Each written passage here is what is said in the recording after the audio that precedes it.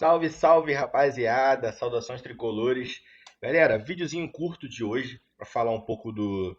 Eu prometi falar do Renato Gaúcho no último vídeo. Vou comentar um pouco sobre o Renato Gaúcho, comentar a lesão do Thiago Silva, comentar esse jogo agora que tá vindo contra o Inter, que é uma classificação importante pra gente. Comentar que essa falta de contratação já tá causando dano agora com essa lesão do Thiago Silva. E entre outras coisas que a gente vai falar também sobre escalação, que provavelmente a gente tem uma ideia do que vai surgir com essa lesão do Thiago Silva aí, que a gente imagina que pode acontecer, né? Então vamos falar um pouco de cada coisa. Mas antes, eu quero que você se inscreva no canal, dá aquela curtida, deixa o um comentário, aquilo que você achar que eu falei de besteira aqui, você vai lá e comenta.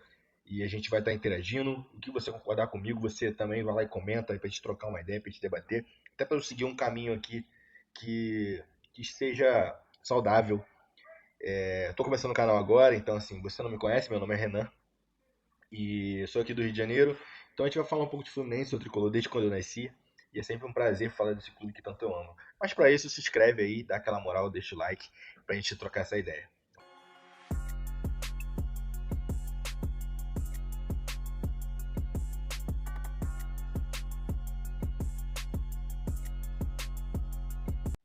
Vamos lá então, galera. Ó, a gente soube agora à tarde da lesão do Thiago Silva. Uma lesão leve, né? Não foi uma lesão muito grave, acho que pegou grau 1, se eu não me engano. Um mês fora, praticamente. Acredito que volta até antes. Um mês que o Fluminense deu, então provavelmente esse um mês aí sempre dá um tempinho a mais, né? Porque não se sabe, se o jogador não voltar nesse prazo aí algumas pessoas vão ficar no pé, então o clube sempre fala um pouquinho a mais mas a expectativa deve ser em 3 semanas ele voltar. Mesmo assim, de qualquer forma, se é um mês, se é 3 semanas, independente, é um jogador que faz uma falta incrível, todo mundo sabe disso. Mesmo que se tivesse zagueiro para repor, a falta do Thiago Silva é uma falta gigantesca, não tem como você repor isso, é um craque, então não tem como se repor. Acho que o time vai sentir muito. Você tem para substituir ali o Manuel e o Thiago Santos. Assim, são dois jogadores que não vivem as melhores condições, as melhores fases. O Manuel, assim, é questão física, né? O Manuel é questão física, todo mundo sabe disso porque ele já jogou bola no Fluminense, a carreira dele aqui no Brasil, ele jogou bola por onde ele passou, é um jogador importante, porém ele sofre com muitas lesões, então é meio complicado ele manter essa regularidade. Teve o lance do doping que atrapalhou também, ele ficou ali um bom tempo parado. Então acredito que algumas coisas, a idade pesou pro Manuel, mas algumas coisas extracampo ali, como o doping, acabou prejudicando o jogador. O Thiago Santos nunca teve regularidade onde passou, eu acho que a regularidade dele é jogar é, em baixa rotação, vamos dizer assim, jogar um nível um pouco abaixo. Não é um jogador super talentoso, é um jogador que tem muita vontade, porém a gente barra na falta de técnica, falta de posicionamento dele. Sempre foi muito criticado por onde passou. Assim, acho que um clube que ele foi menos criticado foi o Palmeiras, mas acho que ele não foi tão exigido lá. Mas assim, não tem como o Thiago Santos encarar essa zaga pro confronto contra o Inter. Então todo mundo leva a crer, com a falta dos dois zagueiros, Thiago Silva e Ignacio, quem vai jogar seria o Manuel. Até porque no último jogo ele não comprometeu, mas apesar que você jogar do lado do Thiago Silva é uma coisa, você jogar do lado do Freitas é outra. Então assim, vamos ver como é que essa saga vai sair.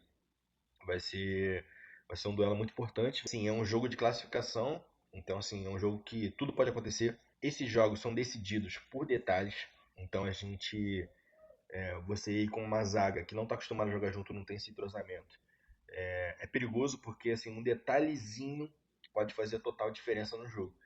Então a gente fica nessa expectativa para ver como é que essa zaga vai se sair. Mas acredito que não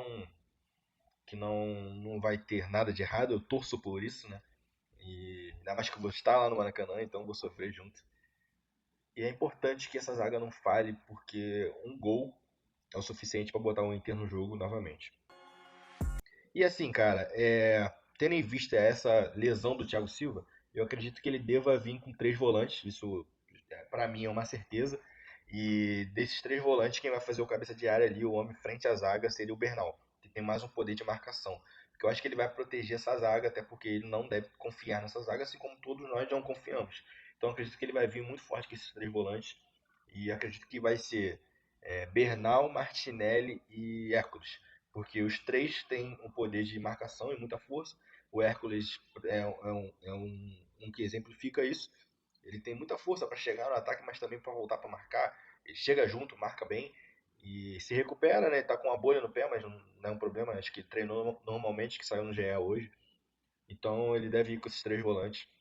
Acredito que se o René tiver em condições, ele vai com o René, não vai com o Fuentes. Não sei também as condições do Fuentes, acho que não vai estar disponível. Mas se o René tiver, ele vai com o René, porque é um jogador um pouco mais defensivo. Então é um cara que vai te entregar ainda mais proteção à zaga. Então acho que o Renato vai fazer de tudo para essa zaga não ficar desprotegida. Até para conseguir ter um jogo com mais tranquilidade, não deixar essa zaga tão exposta, porque é uns caras que nunca jogaram junto e não passa confiança para a torcida. Né? Então, um jogo dentro de casa, se esses caras começam a falhar, a torcida, aquele burburinho que atrapalha. Mas assim, é o nervosismo, eu entendo o torcedor, eu também fico super nervoso. Ainda mais numa zaga que não te passa confiança, sempre vai gerar aquele burburinho e é normal. Mas deixa o jogador ainda mais tenso, infelizmente. Mas é algo que não tem muito como controlar. Então vamos lá, galera. Justamente por essa lesão do Thiago Silva, eu acho que ele vai num esquema 4-3-3 ali. Vai vir com Fábio, Samuel, Manuel e Freitas. Aí eu não sei se o René vai estar disponível ou não. Se o René estiver disponível, com certeza ele vai de René, que é um jogador um pouco mais defensivo. E eu acho que ele vai vir com o Bernal protegendo a zaga, assim como eu falei. E Hércules e Martinelli. Ele não vai com Ganso para esse jogo. Se ele for com Ganso, ele vai me surpreender bastante, mas eu acredito que não, até por conta da zaga. Tem uns jogadores que ele não confia, acho que ele vai proteger essa zaga bastante. Eu acho que ele vai vir com Canóbio, pela recomposição. O Canóbio faz isso bem. Serna e EV. Eu acho que ele vai vir nessa formação. Porque ali todo mundo corre, todo mundo ajuda. E é um jogo decisivo onde ele não vai deixar essa zaga aí desprotegida, porque ele sabe o perigo que ele corre. Nada de novidade, né? Estamos na segunda-feira já, acho que vai completar um mês de janela aberta. E o Fluminense não anuncia ninguém. É um time que tinha que repor, perdeu o seu maior jogador, não tá repondo. E, cara, aí você vê que não tem notícia, velho. Não tem notícia de nada. Ah, o Fluminense tem escondido. O Fluminense tá difícil arrancar informação lá dentro e tal, não sei o que. Tá difícil arrancar ou não tem? Porque, assim, os nomes que saíram foram o Vitinho, a torcida meio que barrou. Essa é a verdade. A torcida se manifestou e meio que vetou essa contratação. O Lucas Ribeiro, que parecia que ia vir, parece que não vem mais e tal, tá uma confusão danada. Ou seja, não saiu nada de novidade no dia de hoje, então a gente não tem o que falar sobre Nino, sobre ninguém. A gente não tem muito o que falar de novidade de contratação, até porque não saiu nada. Então eu acho que o Fluminense se esbarra ali na questão financeira para fazer a proposta para os jogadores. Acho que uma ou duas propostas já foi negada, então assim, acho que o Fluminense tá querendo negociar bastante ali, até para não pagar tão caro. Engraçado que com o Canóbio não fizeram isso, né? Se tivesse negociado com o Canóbio seria interessante. Sobre esse jogo contra o Internacional, cara, é um jogo que, assim, eu não sei o que pensar sobre esse jogo, porque pode ser um jogo que a gente passa com tranquilidade, pode ser um jogo que a gente vai passar com sufoco, e pode ser um jogo que o Inter vem aqui e consiga virar, porque esse time que vai entrar em campo não é um time confiável ainda, passa longe de ser confiável. Teve dois resultados positivos contra os dois gaúchos, o Inter e Grêmio. Mas assim, é uma questão um ponto fora da curva do que vinha sendo pós-mundial. Então a gente tem que esperar, porque esse time ainda não passa confiança, pelo menos para mim não passa confiança. Vamos ver o que vai acontecer. A gente sabe que o ambiente de uma Copa, como a Copa do Brasil e um jogo de eliminatória, consegue fazer com a nossa torcida, consegue fazer no Maracanã, é um ambiente diferente, é um clima diferente. Então eu creio que o Maracanã vai estar jogando junto amanhã com o time. E eu acho que a gente vai conseguir sair com essa classificação. Por último, falar um pouco do Riquelme, cara. Muito se falou do Riquelme essa semana. Eu vejo muita gente metendo a malha no Riquelme, a torcida pegando no pé do Riquelme, por tudo que ele fez no jogo, subir em cima da bola e tal. O Renato não gostou e não sei o quê. E eu vi algumas pessoas falando. Eu vi um vídeo do Gabriel Amaral falando da questão contratual dele, que pra FIFA o Fluminense ter renovado o contrato. Não sei se você sabe, mas o Fluminense renovou o contrato dele antes dele fazer 18 anos e ofereceu um contrato de 5 anos.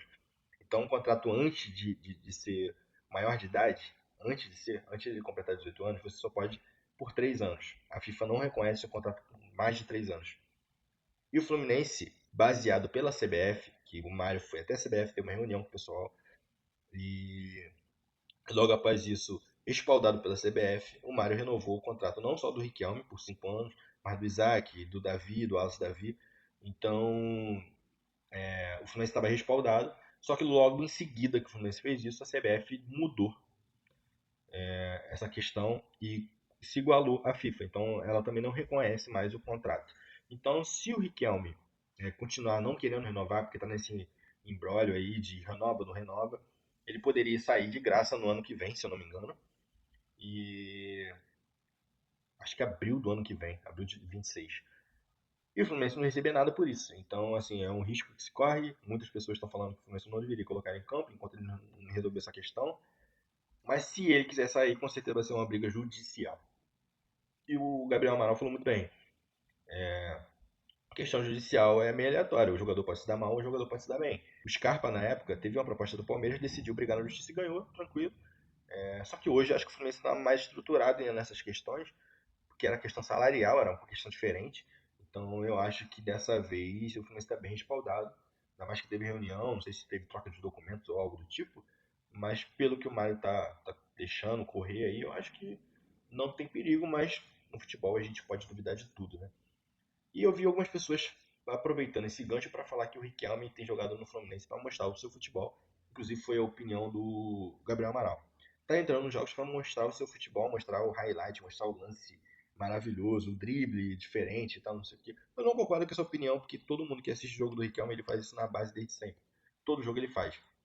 Essa descida que ele teve para base para jogar o Sub-20, se não me engano, teve um lance dele lá contra o Corinthians que ele dá dois chapéus e tal, e então, teve um pênalti de cavadinha, que ele fica ali debochando. Então, é um cara que joga assim, ele é irreverente. Então, ele vai pra dentro, se tiver que fazer, ele vai fazer. No Carioca, ele já deu lençol, já fez isso, fez aquilo outro. Então, assim, é o estilo de jogo dele. Acho que quem conhece o Riquelme sabe que é isso. Então, assim, algumas pessoas estão confundindo a questão contratual para falar sobre isso. Eu não acho que seja correto. Se ele pisou na bola e o Renato, o treinador, não gostou, o Renato tá ali nas condições dele para chegar e cobrar do jogador, porque é ele que é responsável por isso. Mas eu acho que não tem nada a ver, cara. Acho que no futebol você pode fazer tudo menos pegar a bola com a mão. De resto você pode fazer, é cabível. Se você não burlar nenhuma regra, é cabível.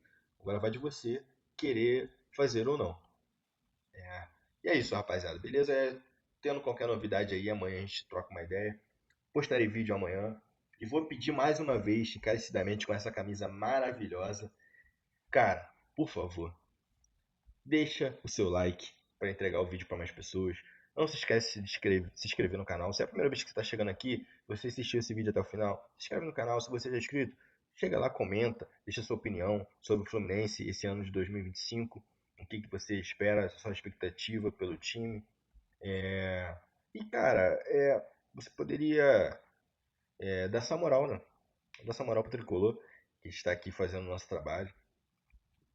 Cara, você poderia dar essa moral, né? Um tricolor aqui falando para outro tricolor. Então a gente está junto aqui. É um canal que está se iniciando agora, mas acredito que a gente vai alcançar voos maiores, porque a nossa torcida é uma torcida que abraça. Então é isso, rapaziada, beleza? Tamo junto e até a próxima. Valeu!